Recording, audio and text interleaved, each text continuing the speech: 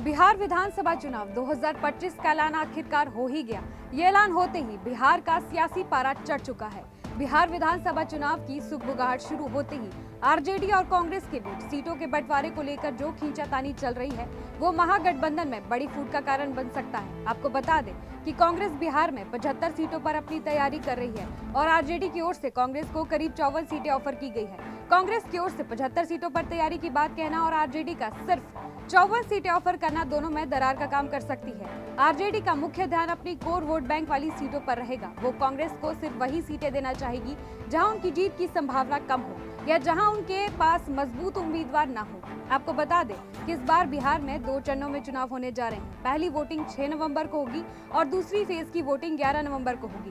14 नवंबर को वोटों की गिनती की जाएगी, यानी 14 नवंबर को ये तय हो जाएगा कि बिहार में अगली सरकार किसकी बनेगी। आपको बता दें कि बिहार की राजधानी पटना के अलावा सारण, भोजपुर, बक्सर, वैशाली, मुजफ्फरपुर, समस्तीपुर, बेगूसराय, मुंगेर, लखीसराय, शेखपुरा, खगड़िया, सहरसा, मधेपुरा, सिवान, गोपालगंज में पहली फेज में वोटिंग होगी, जबकि बाकी जिलों में वोटिंग दूसरे फेज में होगी। इससे पहले राजनीतिक दलों द्वारा धुआंधार प्रचार प्रसार रैलियां की जा रही थी, लेकिन अब आचार संहिता लागू होने के साथ ही बहुत सारे प्रतिबंध राजनीतिक दलों के ऊपर है और इन प्रतिबंधों के अंतर्गत ही अब आगे की प्रक्रिया उन्हें करनी है। अब उन्हें किसी भी तरह के लुभावने वादों से बचना होगा।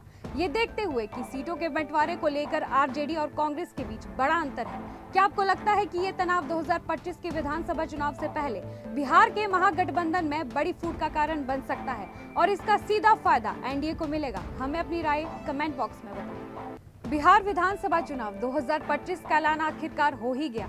ये ऐलान होते ही बिहार का सियासी पारा चढ़ चुका है। बिहार विधानसभा चुनाव की सुगबुगाहट शुरू होते ही आरजेडी और कांग्रेस के बीच सीटों के बंटवारे को लेकर जो खींचातानी चल रही है, वो महागठबंधन में बड़ी फूट का कारण बन सकता है। आपको बता दें कि कांग्रेस बिहार में 75 सीटों पर अपनी तैयारी कर रही है और आरजेडी की ओर से कांग्रेस को करीब 54 सीटें ऑफर की गई है। कांग्रेस की ओर से 75 सीटों पर तैयारी की बात कहना और आरजेडी का सिर्फ 54 सीटें ऑफर करना दोनों में दरार का काम कर सकती है। आरजेडी का मुख्य ध्यान अपनी कोर वोट बैंक वाली सीटों पर रहेगा। वो कांग्रेस को सिर्फ वही सीटें देना चाहेगी जहां उनकी जीत की संभावना कम हो या जहां उनके पास मजबूत उम्मीदवार न हो।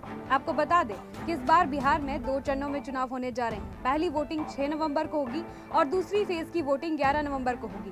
14 नवंबर को वोटों की गिनती की जाएगी, यानी 14 नवंबर को ये तय हो जाएगा कि बिहार में अगली सरकार किसकी बनेगी। आपको बता दें कि बिहार की राजधानी पटना के अलावा सारण, भोजपुर, बक्सर, वैशाली, मुजफ्फरपुर, समस्तीपुर, बेगूसराय, मुंगेर, लखीसराय, शेखपुरा, खगड़िया, सहरसा, मधेपुरा, सिवान, गोपालगंज में पहली फेज में वोटिंग होगी, जबकि बाकी जिलों में वोटिंग दूसरे फेज में होगी। इससे पहले राजनीतिक दलों द्वारा धुआंधार प्रचार प्रसार रैलियां की जा रही थी, लेकिन अब आचार संहिता लागू होने के साथ ही बहुत सारे प्रतिबंध राजनीतिक दलों के ऊपर है और इन प्रतिबंधों के अंतर्गत ही अब आगे की प्रक्रिया उन्हें करनी है। अब उन्हें किसी भी तरह के लुभावने वादों से बचना होगा। ये देखते हुए कि सीटों के बंटवारे को लेकर आरजेडी और कांग्रेस के बीच बड़ा अंतर है। क्या आपको लगता है कि ये तनाव 2025 के विधानसभा चुनाव से पहले बिहार के महागठबंधन में बड़ी फूट का कारण बन सकता है और इसका सीधा फायदा एनडीए को मिलेगा? हमें अपनी राय कमेंट बॉक्स में बताएं।